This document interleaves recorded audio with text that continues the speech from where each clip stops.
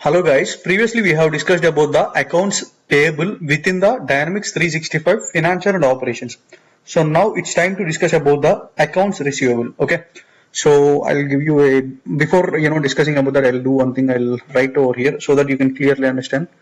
So SUP is nothing but you can consider it as supplier. Okay. And then COM is nothing but company, and then let's consider the client or customer, CUS. Okay, supplier, company, customer. So remember these three terms. So because it will be very useful.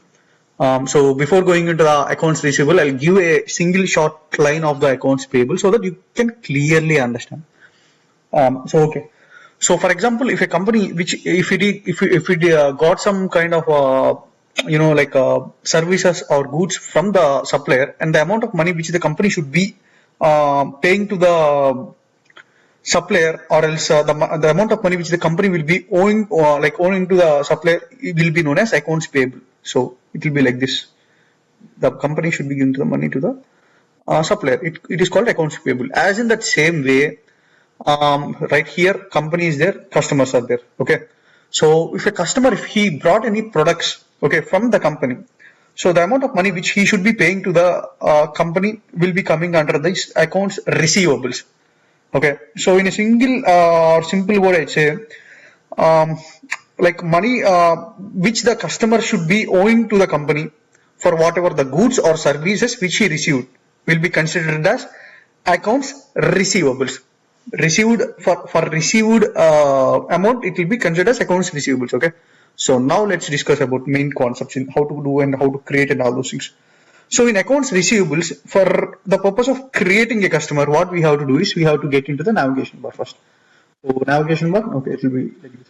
Navigation bar, and then we have to get into the modules, and then we have to get into the accounts receivables. So within the accounts receivables, clearly looking at this, right? So within the accounts receivables, we have to get into the customers. Okay, and then all customers. Now I'm showing again all customers. So if you go to the all customers, for the purpose of creating the customer, again you have to get into the new. So once if you click the new, you have to enter the customer related information, like the name of the customer group, the currency is which the company whatever it might be, CAD, USD, or euros, or like INR, or all like pounds and all those things. And then the terms of payments, net 45 or net 30, in that way it will be like, or else like annually, or different things. As in the same way, the delivery terms, and then the mode of delivery, how it is delivered, how the things have been, goods, all these things have been delivered, and sales tax, and then tax, all these things will be included, the source code and the country region where it is, and then the postal code. So all these things have been involved within this particular accounts receivable customer.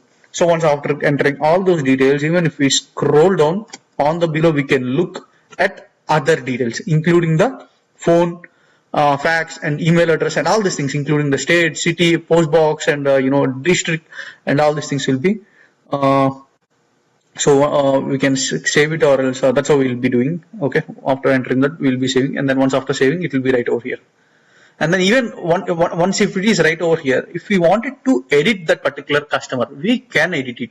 For the purpose of editing, like we have to go and click on this particular edit, and then we have to select. That's how we'll be doing. Or else we can delete that particular ones if we click on any one specific customer, and then if we click on delete, it will be deleted. So that's how it will be. Yeah. So that's all about the customer. And then let's also discuss about a few other things like orders, how to do that, and invoices. If you go here, you can see orders are there, invoices are there, payments are there, payroll tasks are there, inquiries and reports are there, setups are there, and charge setups are there, and payment setups are there. We'll discuss a couple of them in the next video. And that's all for today's video, and thank you everyone.